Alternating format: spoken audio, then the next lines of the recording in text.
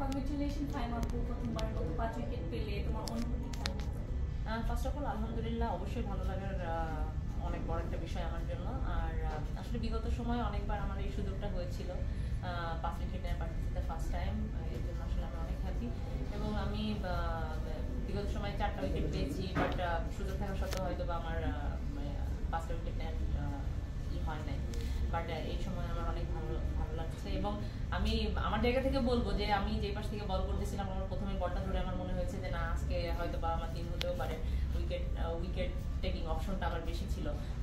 তো সেই দিক থেকে আমি বলবো আলহামদুলিল্লাহ। এবং আমি আরো বলতে চাই যে তোমাকেও কংগ্রেচুলেশন। আমি এক পাশ থেকে যখন উইকেট নিচ্ছিলাম, তুমি অনেক পরে বোলিং এ আসার পরে তোমাকেও কংগ্রেচুলেশন, তুমি 5 উইকেট নিয়েছো। তোমার অনুভূতিটা কেমন? অবশ্যই এটা আমার হচ্ছে মেইডেন 5 উইকেট এবং ফার্স্ট টাইম বাংলাদেশের জন্য বল হাতে আমার বোলিং করা প্রথম উইকেট আমার জন্য অবশ্যই স্পেশাল, সারা জীবন মনে রাখার মতো একটা স্মৃতি বলবো। আর হচ্ছে একটা সময় আমি কিন্তু একটু লেটেই বোলিং এ আসছি, তখন হচ্ছে হয়তো বা চিন্তা করা ছিল না যে 5 উইকেট পাবো কিনা, কিন্তু I was trying to maintain the process, আর আলহামদুলিল্লাহ রেজাল্ট কামস। আর তোমার কি এমন মনে হয়েছিল যে না একটা সময় তোমারও চান্স ছিল, কারণ তুমি খুব কুইক একটা ওভারে 2টা উইকেট নিয়েছিলা, তো তখন কি এটা ফিল হচ্ছিল যে না আজকে আমি 5টা উইকেট নিবো, বা এমন কোনো পরিকল্পনা ছিল কিনা? টু বি ভেরি অনেস্ট, এগুলো কখনোই মানে যায় না, বা এই ম্যাচেও যাওয়া হয়নি।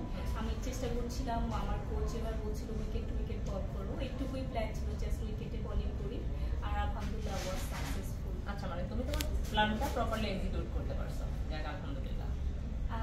ধন্যবাদ সবাইকে যারা আমাদের দেখছিলেন এবং আমাদের খেলা দেখছেন এতদিন ধরে। আমাদের সামনে আরো 4টি ম্যাচ আছে, দোয়া করবেন আমাদের জন্য, আমরা যেন ভালোভাবে খেলতে পারি এবং ইনশাল্লাহ যেন কোয়ালিফাই করতে পারি, ভালোভাবে আমরা আমাদের টুর্নামেন্টটা শেষ করতে পারি। সবাই